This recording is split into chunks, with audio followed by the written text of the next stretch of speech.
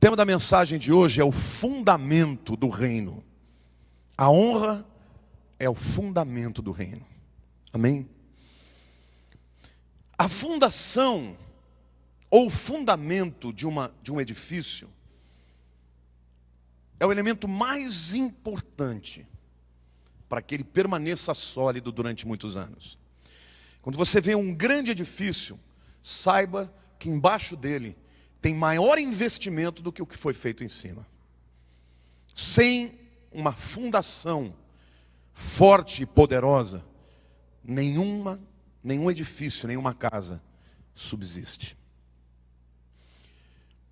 O reino de Deus é construído em cima de um fundamento. A essência do reino de Deus é a honra. Porque Deus, o Rei, é honrado. Ele cumpre a sua palavra. Ele não muda de opinião. Ele não muda o seu caráter. E Ele trata todas as pessoas com honra. Mas eu quero que você me ajude a construir uma imagem.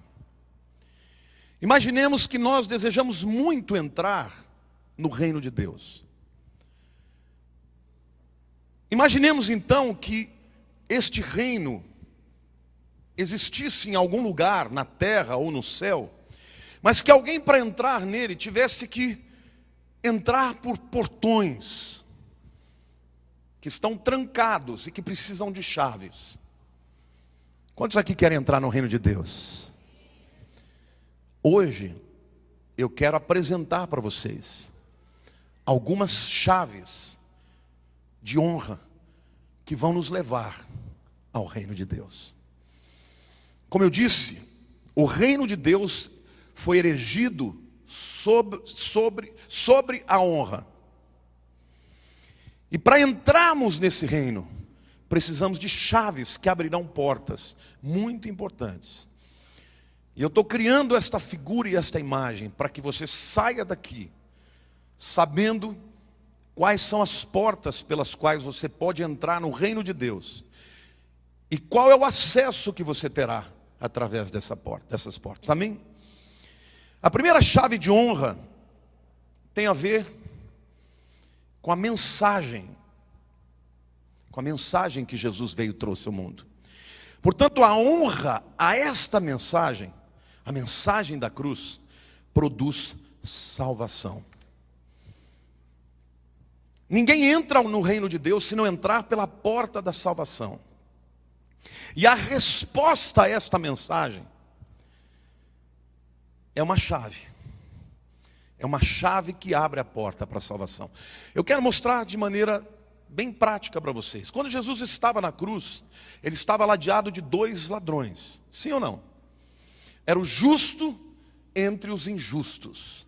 O santo entre os pecadores. Amém? Num primeiro momento, como todos sabem, os 2 ladrões estavam revoltados, desesperados e agredindo a Jesus. Mas em um momento, houve uma transformação no coração de um deles. E ele olha para Jesus no seu estado mais fragilizado. Eu estava dizendo no culto das 5 que Jesus era um homem manso, mas muito poderoso. Se alguém se levantasse contra ele, por conta de um espírito maligno, ele repreendia o espírito maligno. Satanás estremecia diante dele. O que aconteceu na vida da dama foi isso. Quando ela clamou o nome de Jesus, Satanás estava na vida daquele ladrão, fugiu. Porque diante do nome de Jesus não tem demônio que subsista. Jesus nunca temeu demônios. Quando Jesus enfrentava os fariseus nas suas estruturas mentais, nos seus argumentos, na sua lógica, na sua tradição, Jesus sempre tinha a última resposta. Quando eles vinham, com um argumento para derrubá-lo, ele trazia uma resposta mansa que acabava com a conversa. Sim ou não? Vocês se lembram de inúmeras situações assim? Eles saíam loucos da vida. Mas a verdade é que na cruz, Jesus estava absolutamente fragilizado, entregue, nu, ensanguentado, Seu rosto inspirava pena daqueles que olhavam, mas um dos ladrões olhou para ele, naquele estado de fragilidade, e o reconhece como rei. Filho de Deus, lembra-te de mim quando entrares no teu reino. Que honra que ele deu para Jesus. E esta honra que ele deu à mensagem do Cristo, a mensagem da cruz, é uma chave que abriu a porta da salvação. A palavra de Deus diz: a todos quantos o receberam, deu-lhes o poder de serem feitos filhos de Deus, a saber, os que creem no seu nome. Pergunte à pessoa do lado: você já confessou Jesus como Salvador da tua vida? Quantos aqui creem que só há um caminho para o céu? Quantos aqui creem que ninguém pode entrar no céu pelas suas próprias obras? Quantos aqui um dia já fizeram aquela oração: Senhor, eu sou pecador, mas eu creio que Jesus morreu na cruz no meu lugar, eu aceito a tua mensagem? Quantos já fizeram essa oração?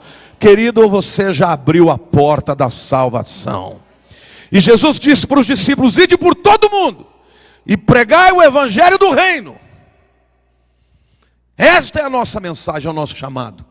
Pregar que só tem um caminho, e esse caminho se chama Jesus Cristo. Amém? A primeira chave que abre a porta do reino é a chave da honra à palavra de Deus, honra à mensagem da cruz. E os que honram ao Senhor, dizendo: eu não sou capaz, eu não dou conta, por melhor que eu seja, não é o suficiente, eu preciso de ti. Quem age assim, o eleva à posição de Salvador. E a Bíblia diz que recebem o poder de serem filhos. Amém? A segunda chave de honra é que a honra abre a porta para os milagres. Essa é uma chave que abre portas para o milagre. Quem aqui precisa de um milagre hoje? Deixa eu fazer uma pergunta: o que é um milagre?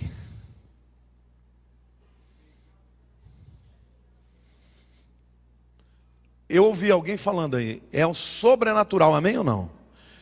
Quantos aqui creem que os médicos curam? Cura ou não cura? Quantos aqui já foram ao médico na vida? Quantos aqui já tomaram remédio na vida?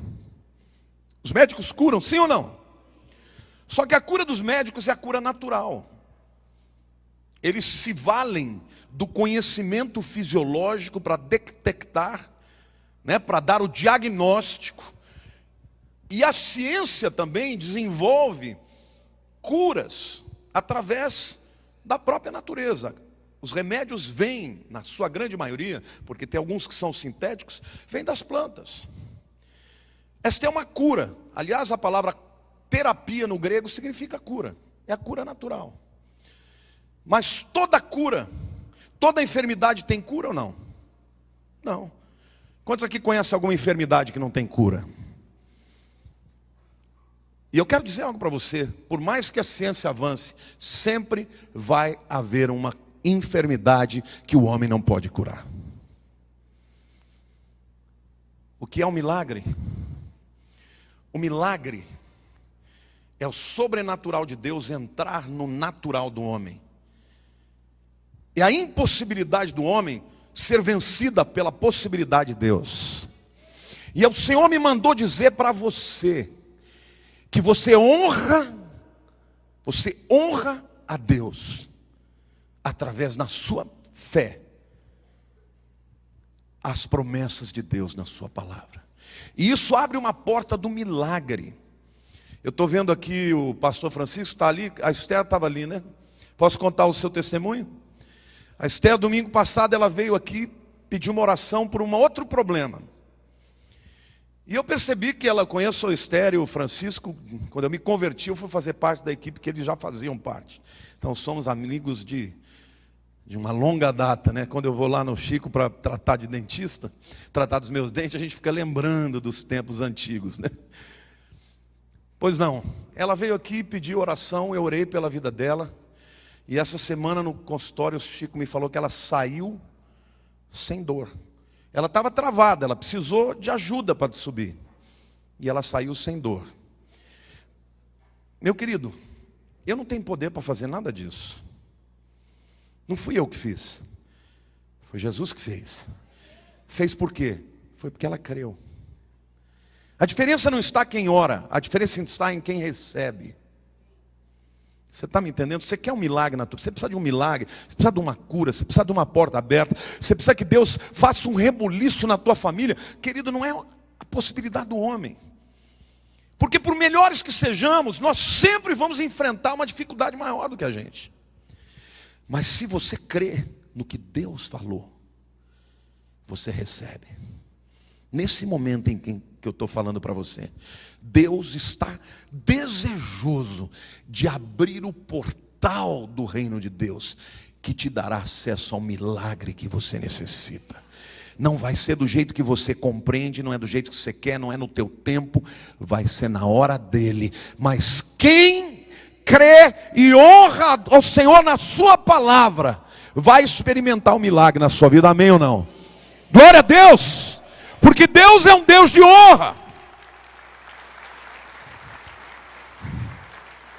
Quando Deus promete alguma coisa, Ele não tem impossibilidades. Olha, eu queria muito fazer isso, mas o mas é do homem, o mas é do inimigo. Deus não tem mas. Quando Ele promete, Ele fala, se você crer, eu vou fazer isso. Acabou, meu irmão. Aí depende de você crer ou não crer. Você se lembra do primeiro milagre que Jesus fez? Que milagre foi? Transformação da água em vinho, sim ou não? Esse milagre começou por causa da honra. Jesus foi convidado para a festa do casamento em Israel demorava uma semana. Haja churrasco. E haja vinho. No meio da festa acabou o vinho. E isso era uma desonra para os noivos. Então a mãe de Jesus chega e dá ordem para ele. Ela estava olhando para o filho dela. Jesus não era só o filho dela, Jesus era o filho de Deus. E ele olha para ela e diz assim, mulher, que eu tenho contigo, não é chegada a minha hora. Ele repreende a mãe dele. Só que Jesus passa a ter um problema. Se eu não fizer nada, eu vou desonrar a minha mãe. Ela não entendeu a dimensão de quem eu sou ainda. Mas ela é minha mãe. E Jesus, por causa da honra à sua mãe, ele fala, vou resolver o problema. E aí nós vemos que nesse milagre é uma cadeia de honra. Jesus querendo honrar a mãe. Os servos obedecendo o que Jesus mandou fazer. Ele mandou trazer 7 talhas de águas, que eram as talhas da purificação. E aqueles homens fizeram exatamente o que ele fez, obedeceram. E o resultado dessa cadeia de honra é que o sobrenatural aconteceu. E o melhor vinho foi o vinho que Jesus transformou. A ponto do mestre de cerimônia, do chefe da cerimônia dizer assim, escuta, todo mundo põe o melhor vinho no começo e deixa o ruinzinho quando o povo já está meio virado, ninguém nem vai perceber. Mas você não, você deixou o melhor para o fim. Deus me mandou dizer para você, querido, se você honrar a Deus e obedecer o que Ele te mandar, as instruções, mesmo que você não entenda, Ele está te prometendo que o melhor vai ficar para o fim. Não vai ser no começo não, porque a Bíblia diz que o melhor de Deus está por vir, amém ou não? Cadeia de honra, amém? Pode aplaudir o Senhor, ande debaixo da honra. Muitas vezes Deus vai falar com você e a sua direção vai parecer estranha. Mas na Bíblia está cheio de gente que não entendeu o que Jesus fez. Mas por obedecer, por honrar a palavra e a direção de Jesus, recebeu o milagre. Você se lembra da história de Pedro? Pedro, um pescador, cresceu pescando no mar da Galileia. Um dia pescou a noite inteira, porque em Israel se pesca à noite. Os peixes saem à noite, quando é menos calor, quando tem menor possibilidade dos predadores atacarem. Mas Pedro pescou a noite inteira e não conseguiu um peixe. E aí vem Jesus, que nunca pescou na vida, e dá uma ordem para ele: joga a rede de novo. Ele deve ter pensado: Jesus, o Senhor é ótimo de curar enfermo e fazer e pregar o evangelho, mas de pescaria entendo eu. Ele fez isso. Senhor, nós pescamos a noite inteira, mas sob a tua palavra eu lançarei a minha rede. Veja que tremendo. Você pode trazer isso e aplicar para a tua vida. Você pode ter um negócio, você pode ter alguma área da tua vida que o Senhor está dizendo, faça assim. Você vai dizer: Deus, eu estou louco, isso não é da minha cabeça, não pode ser. Eu conheço o mercado, não é assim que acontece. Mas eu estou te dizendo hoje, o Senhor me mandou te falar hoje: Senhor, eu não entendo, mas a tua palavra diz, então, sob a tua palavra, eu lançarei a minha rede. E você vai abrir a porta do milagre. E o milagre que Deus tem para a tua vida é extraordinário. Amém? Primeiro milagre aconteceu na cadeia de honra. Pedro recebeu a sua cura por causa da cadeia de honra. Mas em contrapartida, quando Jesus chegou na cidade de Nazaré, onde ele cresceu, Jesus nasceu em Belém do Pará. Não? Vocês não ouviram aquele jogador que quando foi contratado para jogar onde? Lá no time do Pará. Não deve ser um time muito bom. Ele falou: que bênção, sempre tive um sonho de conhecer o lugar onde Jesus nasceu. Não, querido, Jesus não nasceu em Belém do Pará, ele nasceu em Belém de Judá. Mas pois bem, Jesus nasceu em Belém, depois fugiu de Herodes, ficou 2 anos no Egito, e quando voltou para Nazaré. E lá Jesus cresceu, e Jesus foi uma criança normal, brincou com todo mundo. Então, quando naquele dia ele entra na sinagoga e lê o texto do dia, que era Isaías 61, que fala sobre o Messias, a vinda do Messias e o seu ministério, ele terminou de ler e naturalmente as pessoas esperaram para ver a palavra pregada dele. O comentário do texto, ele diz: hoje essa palavra se cumpriu em mim. E a Bíblia diz que parte daquele grupo se maravilhou e deu honra para ele. Mas outros falaram: mas pera lá, isso daí não é o filho do José? Uai, tem umas cadeiras lá em casa que ele fez, não foram muito boas não. Aquela mesa ficou meio pensa. Não é possível que ele é o Messias. E o desonraram. E o levaram para um monte que hoje é chamado de Monte do Precipício, para jogá-lo. O desonraram. E a Bíblia diz que ele não pôde fazer nenhum milagre naquele lugar. E admirou-se da incredulidade deles. A incredulidade, meu querido, fecha a porta para o milagre. Eu não estou dizendo que a fé assassina o intelecto. Eu estou dizendo que a fé vai além do intelecto. Nem tudo que Deus vai fazer na tua vida você vai compreender. Mas se você crer, você vai ter acesso a uma dimensão que Ele tem para você hoje, que são os seus milagres. Amém?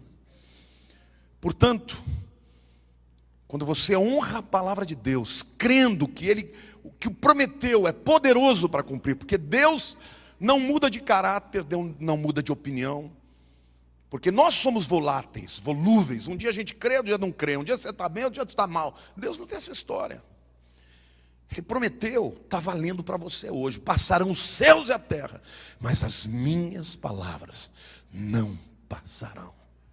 Você está me entendendo? A matéria vai passar, o universo vai passar, as estrelas vão perder o seu fulgor, mas a palavra de Deus é imutável.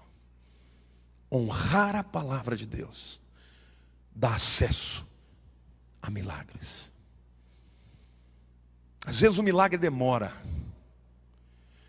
Às vezes a circunstância que se apresenta é diametralmente oposta ao milagre, mas Deus está te dizendo: eu não mudei de opinião. Continua crendo que eu vou fazer na tua vida, amém? Glória a Deus. Quantos creem comigo? Diga: eu creio em nome de Jesus. Portanto, a segunda chave é a chave que abre porta para os milagres. Lá em Marcos capítulo 10, verso 47 em diante, o texto conta a história de um cego chamado Bartimeu, um mendigo que cresceu pedindo esmola. Ele não sabia fazer outra coisa além de pedir esmolas. E um dia este homem ouve falar que Jesus estava passando pela sua cidade. E o texto diz assim: e ouvindo que era Jesus de Nazaré, porque Jesus foi chegando e ele ouviu a balbúrdia e disse: é Jesus que está passando. O nazareno pôs-se a clamar: Jesus, filho de Davi, tem compaixão de mim. Diga para a pessoa do teu lado: Jesus tem compaixão da tua vida. E muitos o repreendiam para que se calasse, mas ele cada vez mais gritava: filho de Davi, tem misericórdia de mim. Isso aqui é uma senha, meu querido. Para um judeu, chamar alguém de filho de Davi significa Messias. E é interessante isso. A palavra Messias significa ungido. O nome Jesus significa Salvador, Yeshua. Quando Jesus entrou na cidade de Jerusalém no domingo de Ramos, ele estava entrando e as pessoas clamavam em hebraico Hoshianá, que significa Hosana. Hoshia é salva e Na é uma partícula intensificativa, que significa por favor, nos salve. Hoshianá, salva-nos. Estavam declarando Messias, filho de Davi. Este homem aqui, cego, antecipou o entendimento disso. E ele clama: filho de Davi, Messias, Salvador, tem misericórdia de mim. Este é o instrumento de tocar o coração de Deus. Quando você chegar para Deus, não peça nada porque você merece.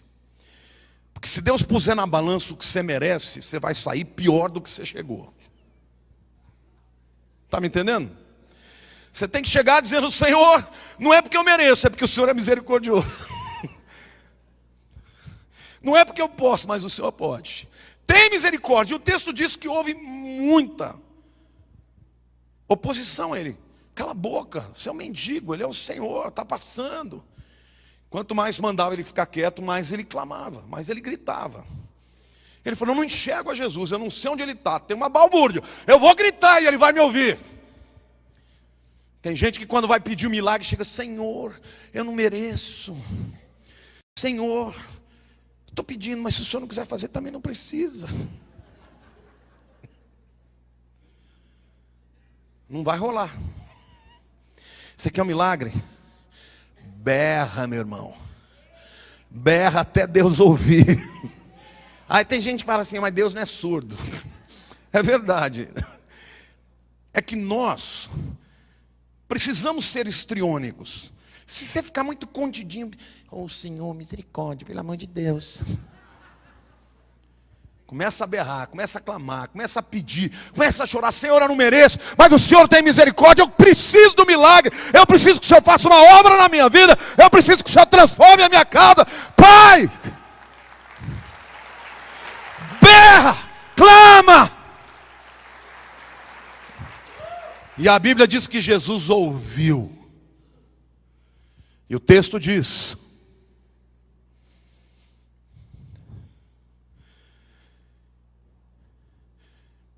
e muitos o repreendiam para que se calasse, mas ele cada vez gritava mais: filho de Davi, tem misericórdia de mim. Parou Jesus e disse: chamai-o. Chamaram então o cego, dizendo-lhe: tem bom ânimo, levanta-te, ele te chama. E o texto diz em seguida: lançando de si a capa, levantou-se de um salto e foi ter com Jesus. Queridos, ele não ficou assim: me dá uma mão, alguém, pelo amor de Deus, alguém me guia. Ele jogou a capa e saltou na direção da voz. Literalmente ele deu um salto no escuro, porque é isso que fé é. E eu fico impactado como a Bíblia mostra alguns paradoxos, né? Naquele tempo, aquele homem não podia ver Jesus com os olhos carnais. E todos os que estavam lá viam Jesus com os olhos carnais. Ele não via Jesus com os olhos carnais, mas o seguiu pela sua voz, e pela fé ele encontrou o Salvador. Hoje, nós não podemos ver Jesus com os olhos carnais, mas nós podemos vê-lo com os olhos da fé. Em outras palavras, quando alguém entrega a sua vida para Jesus, está dando um salto no escuro. Deixa eu dizer uma coisa para você. Tem gente que você começa a pregar o evangelho, você começa a baratear para ver se o cabra aceita. Houve um pregador chamado Charles Spurgeon. Ele era um calvinista no extremo. Ele dizia assim, olha aqui, ó, vocês são tudo pecadores, vocês vão tudo para o inferno.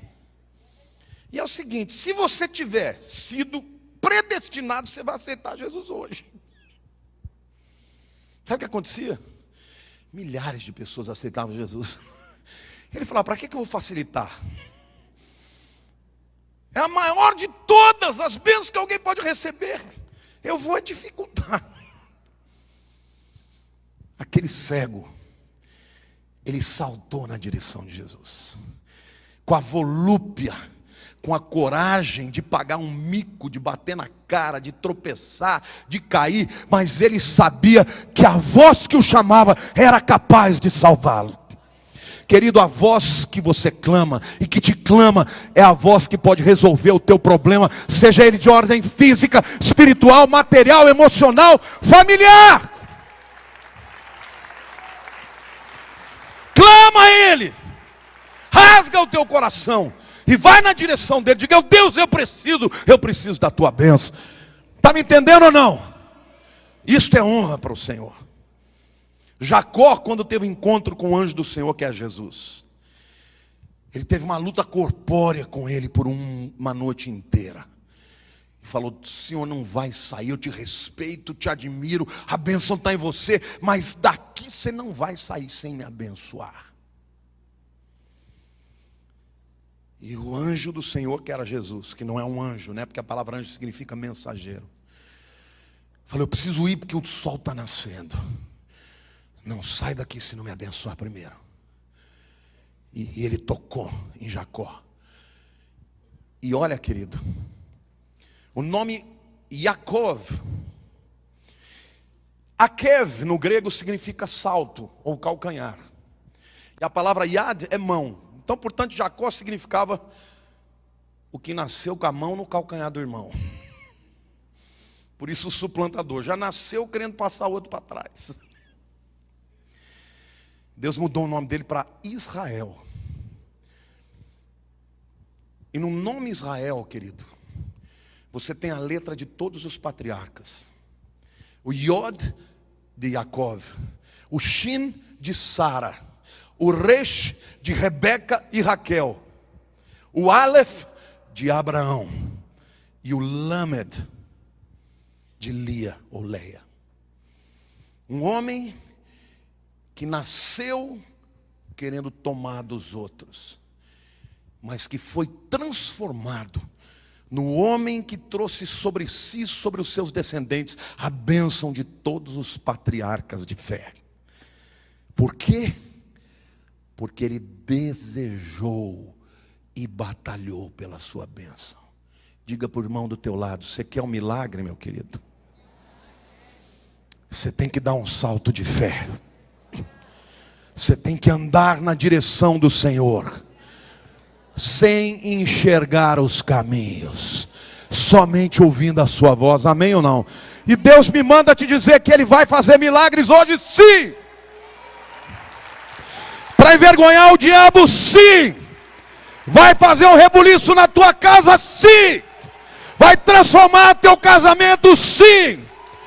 Mesmo que pareça impossível, Deus vai fazer. Mas quem é que quer essa bênção, esse milagre? Então, meu querido, levanta a poeira, sai do banquinho, joga a tua capa, que a capa representava a capa da sua invalidez, e segue a voz do Senhor. E a Bíblia diz, quando Jesus perguntou: que queres que eu te faça? Diga para o teu irmão do lado: você que decide o que Deus vai fazer com você. Respondeu: segue, mestre, que eu torne a ver. Então Jesus lhe disse: vai, a tua fé te salvou. E imediatamente tornou a ver e seguia a Jesus, estrada fora. Este homem honrou a Jesus. Muitos estudiosos que conheciam o lugar onde ele nasceria, os fatos das Escrituras, não o honraram e o desonraram. Este homem honrou a voz do Senhor e foi transformado. Amém? A terceira chave que abre a porta para o reino é a chave que abre a porta para a cultura do reino. Ou seja, a honra nos insere na cultura do reino.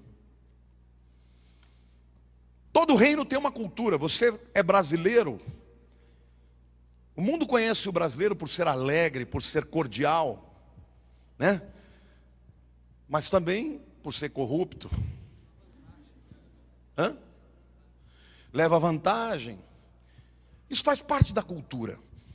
É aquilo que te determina o teu comportamento, o teu caráter, o teu modus vivendi. O reino também tem uma cultura, tem um ambiente. E nós precisamos entender que você pode viver na terra, no país que você nasceu, no ambiente e na cultura do reino. Sim ou não? Quantos aqui já viram uma estufa? Para que alguém faz uma estufa? Para quê?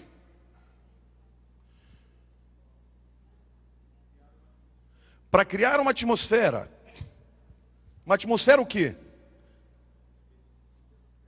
Favorável, beneficie. Por exemplo, se você está num lugar onde é árido, é muito quente, né? São Paulo, não, você não tem ideia do que é. Vai para Israel que você vai ver. Israel, por exemplo, é uma terra praticamente árida, de norte a sul. Quando você viaja pelo deserto, você vê as plantações todas dentro de estufas. Lá dentro daquela estufa, eles mantêm a umidade necessária, a temperatura necessária, os nutrientes necessários. Não é isso? E Israel é o terceiro país maior exportador de frutas do mundo. A terra em volta é hostil, mas dentro das estufas, o ambiente é favorável. A palavra de Deus diz assim: andeis no Espírito, e não satisfazereis as concupiscências da carne. Como é que alguém pode andar no Espírito? Será que o Espírito Santo é uma prancha de surf para você? Andar no Espírito, no grego é peripatel. Peripatel tem até o discipulado, né, a mentoria peripatética, que envolvia uma vida inteira de caminhada dos discípulos em torno do mentor. Peri é ao redor, perímetro. E patel é andar. Peripatel significa andar em torno do Espírito, de maneira helicoidal. Em outras palavras, o que a Bíblia está dizendo? Se você está perto da esfera, ou dentro da esfera do Espírito Santo, a tua carne não vai te comandar. Mas se você se afasta um pouquinho dessa atmosfera, você é dominado e avassalado. Eu vi um testemunho de uma jovem que durante anos, mesmo sendo crente, não conseguia se apartar da cocaína. E ela vivia chorando, porque toda vez que ela caía, tinha uma recaída, usava a cocaína. Aí ela, passando aquela parte, né, da euforia, né, que a dopamina provoca, porque a cocaína libera dopamina no cérebro. Passando isso, vinha o bode e a culpa. E um dia ela ouviu falar da mensagem da graça. Ela descobriu que Jesus a amava, não só quando ela acertava, mas quando ela errava também.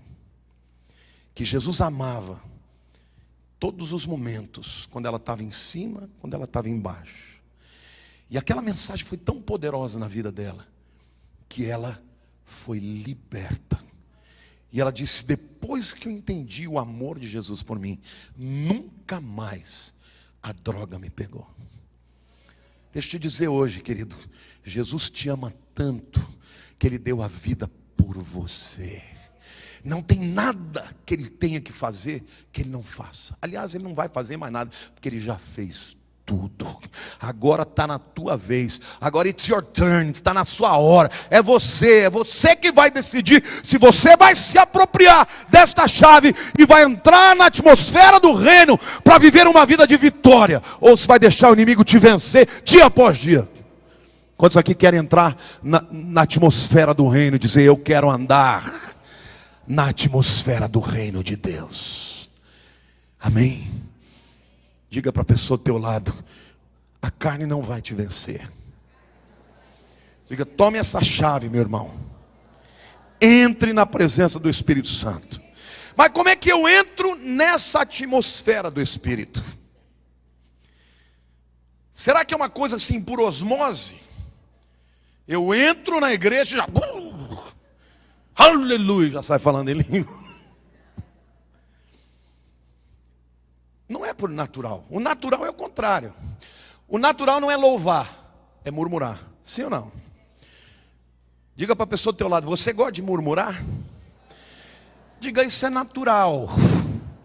Diga: você gosta de adorar? Diga: isso é sobrenatural. Não vai vir de graça. Querido, você quer entrar na atmosfera do Espírito, quando você falar não vai dar certo, morde a língua. De preferência bem forte, para tirar um naco da tua língua.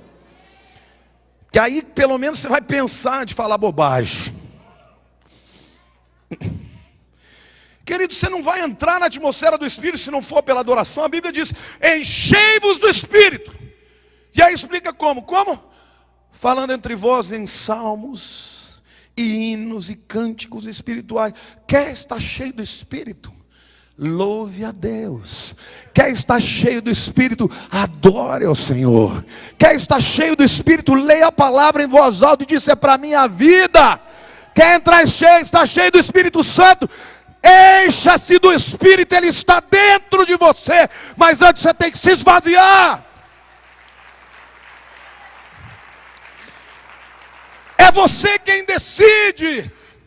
Jesus já fez. O dia que você falou: eu quero que o Senhor seja Senhor da minha vida, o Espírito Santo entrou em você. Agora cabe a você se encher dele, se esvaziar de si mesmo, ou encher o teu coração, a tua mente de besteira, de televisão, de TV Globo, dessas novelas cada vez mais nojentas. Os crentes passam a semana inteira ouvindo besteira, e depois chega no culto, não sabe por que não está cheio do Espírito. Ai, não estou sentindo, irmão. Mas querido, você está com tanto demônio jogando coisa na tua mente. Entre na atmosfera do Espírito.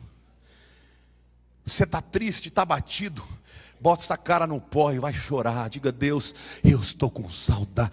Teve um tempo que eu estava vivendo um tempo frio com Deus. Porque às vezes você pode botar no automático e fazer tudo automático. Você vê o crente no automático quando alguém fala: irmãos, porque o diabo está fazendo uma coisa horrorosa na minha família. Alguém diz: glória a Deus. Esse está no automático. Você não pode estar no automático. Teve um tempo que eu não estava nesse nível, mas eu estava meio friozinho com Deus. E eu falei para Jesus, falei: Senhor, eu estou com saudade. Estou com saudade de sentir o teu afago, de sentir a tua presença. E comecei a buscar ele de madrugada. E ele começou a me visitar. Ele disse para mim: eu também estava com saudade de você. Querido, o mundo hoje não precisa de um evangelho cheio de usos e costumes. O mundo hoje precisa conhecer a glória de Deus na sua vida. Quando você falar do Salvador, fale com alegria. Quando você estiver vivendo tribulações, porque a gente passa por tribulações, agradeça a Ele pelo que Ele já fez e por aquilo que Ele fará. Ame ao Senhor mais do que aquilo que Ele pode te dar. Sabe, querido, você pode até viver um momento de dor, de perda, e estar cheio de Deus. É maravilhoso. É maravilhoso. Quando você está, às vezes, quando eu entro na presença de Deus, e eu começo a sentir a presença de Deus, eu falo: ai, Deus, me leva já. Porque se aqui está bom, imagino lá. Era isso que Paulo tinha. Era isso que ele sentia. Ele dizia: irmãos, meu desejo é partir, estar com Cristo, que é incomparavelmente melhor. Mas por causa de vocês, eu fico. Este era um homem que andava cheio do Espírito. Se a igreja andar cheia do Espírito, não vai ter tanta violência, porque o poder do Espírito acaba a violência na família. Quanto mais ação do Espírito, quanto mais a atmosfera do Espírito fluir da tua vida, os demônios fugirão, como aconteceu na vida da Dâmila. Senhor, a minha vida está nas tuas mãos. E o demônio estremeceu. Não é natural, é sobrenatural. Mas a chave da honra abre a porta dessa atmosfera, desta cultura. Lá fora ficam as hostilidades, lá fora fica a aridez, o calor causticante. Mas dentro da presença do Espírito, o frescor, a alegria, o consolo, a maravilhosa bênção do Salvador. Queridos, Ele está aqui. Quando Jesus chegava num lugar, a paz dominava o ambiente. Quando Jesus chegava num lugar, a enfermidade ia embora. Mas Ele disse que eu estarei convosco, nós não estamos sozinhos. Ele ainda está hoje aqui, e Ele quer usar a sua igreja para ministrar essa atmosfera na nação que nós estamos vivendo. Amém?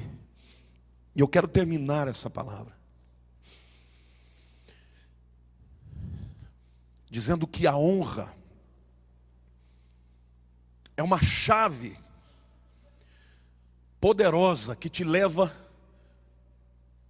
à esperança e não ao controle.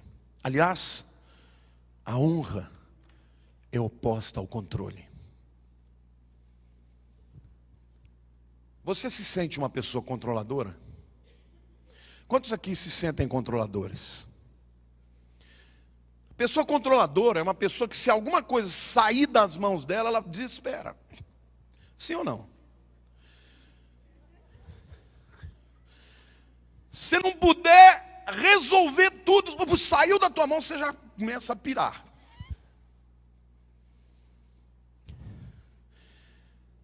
A honra é oposta ao controle. Vocês se lembram da parábola do filho pródigo? Eu não vou ler o texto porque muitos conhecem, a grande maioria. Um pai tinha 2 filhos.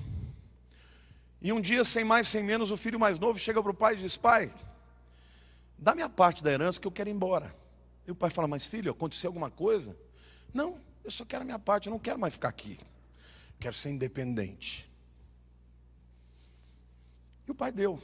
Se o pai fosse controlador, ia dizer: não, estou vivo, não vou dar tua herança. Aliás, vou pensar bem, se eu não vou dar a tua parte para outro. Você está querendo sair debaixo de mim? Está fora. E tem muita gente controladora no evangelho também, viu, gente? Tem gente que fala assim: se não for do meu ministério, eu amaldiçoo. Nunca mais o fulano vai ter a bênção. Foge de gente assim. Ninguém tem o monopólio da bênção. Está me entendendo? Diga para a pessoa do teu lado. Ninguém na terra tem o monopólio da bênção.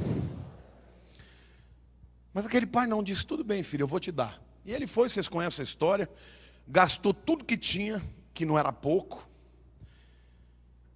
numa vida dissoluta, bebedeira, mulherada, bagunça no cu da cinco. Eu falei, nos bailes, eu falei, nossa, denunciei a idade, né? Você falar baile, os jovens de 18 falam, o que é isso? Não, nas baladas. E um dia ele chegou à conclusão e falou, escuta, ele estava lá, o único trabalho que ele achou era para cuidar de porcos e comer o que os porcos comiam. Ele chegou à conclusão e falou, na casa do meu pai, os empregados estão numa situação melhor que eu aqui. Eu não posso mais ser filho. Eu desonrei. Eu rompi com ele, pedi herança antecipada, quis ir embora. Eu vou pedir para ele pelo menos se ele me deixa ser empregado. E a Bíblia diz que quando ele está voltando, o pai já estava lá longe com os braços abertos. Deixa eu fazer uma pergunta para vocês. Como é que o pai sabia que ele ia chegar naquele dia?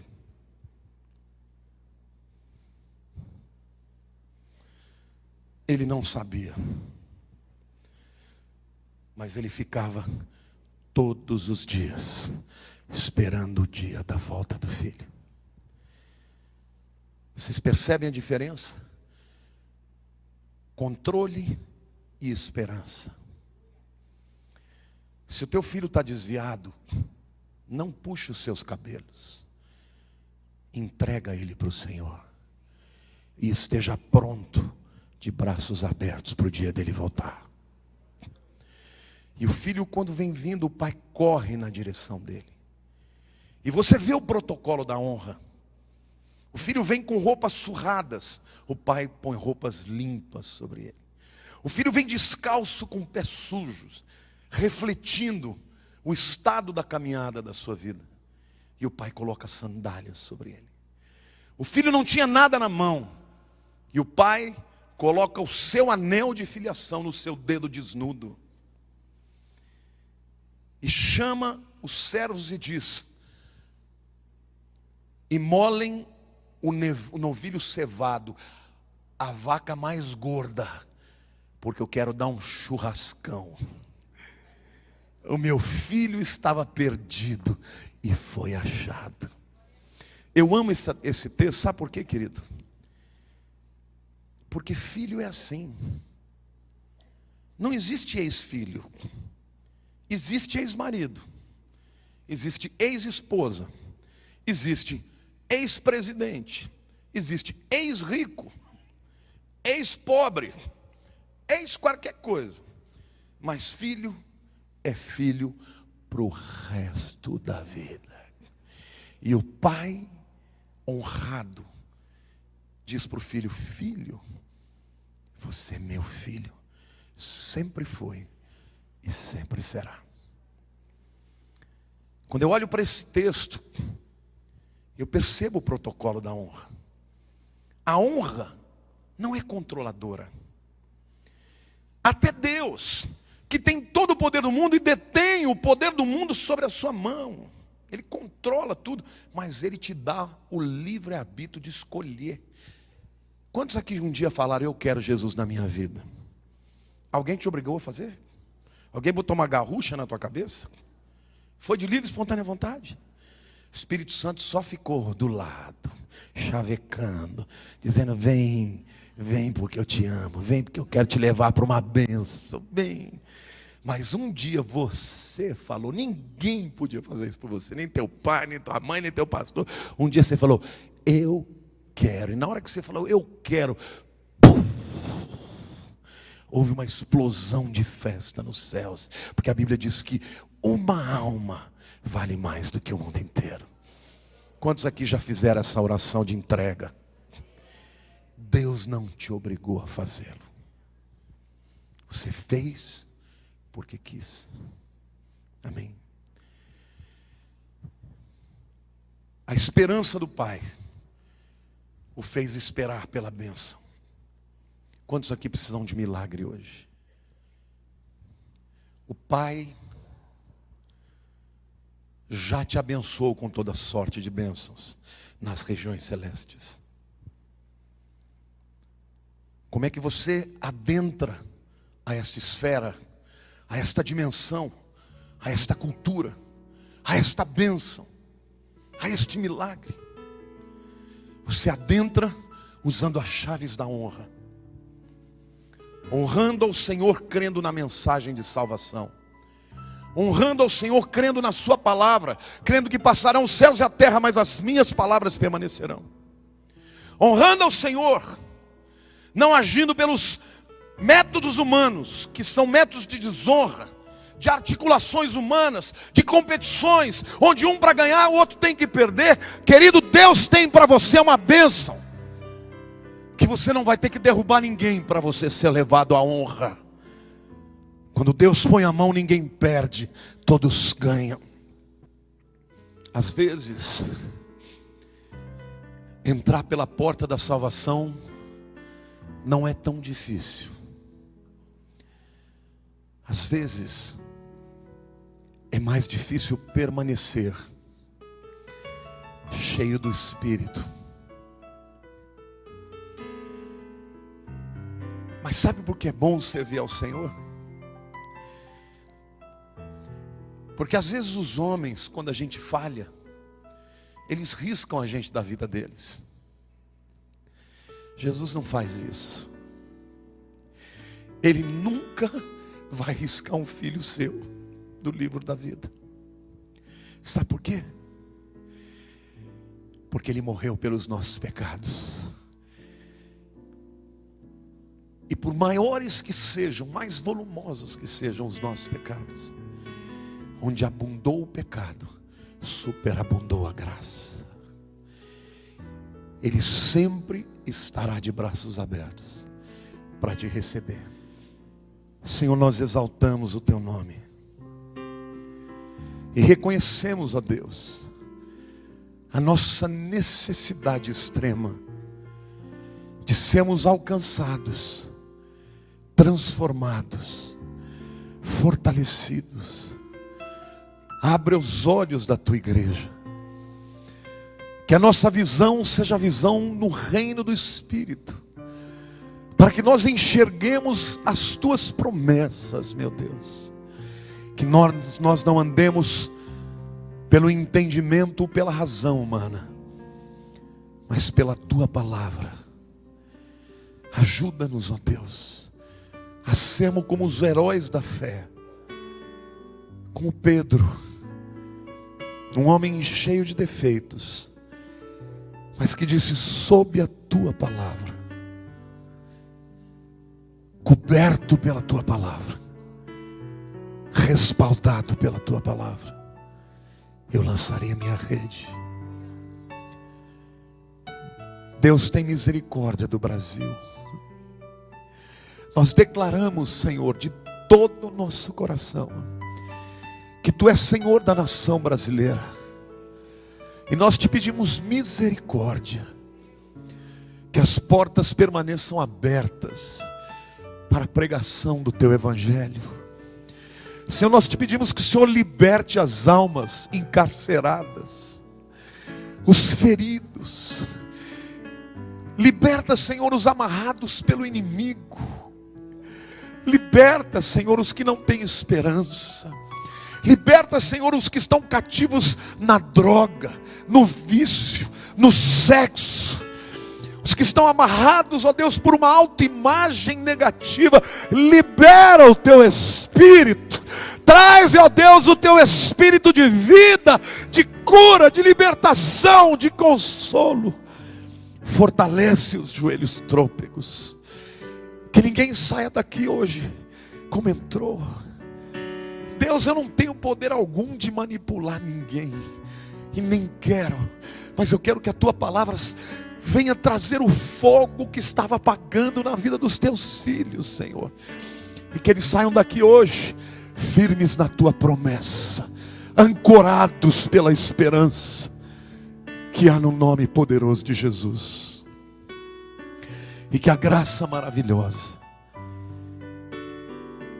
do nosso Senhor Jesus, e o amor do Pai Celeste, e as consolações do Espírito de Deus, sejam com todo o teu povo, todos os dias, até o fim.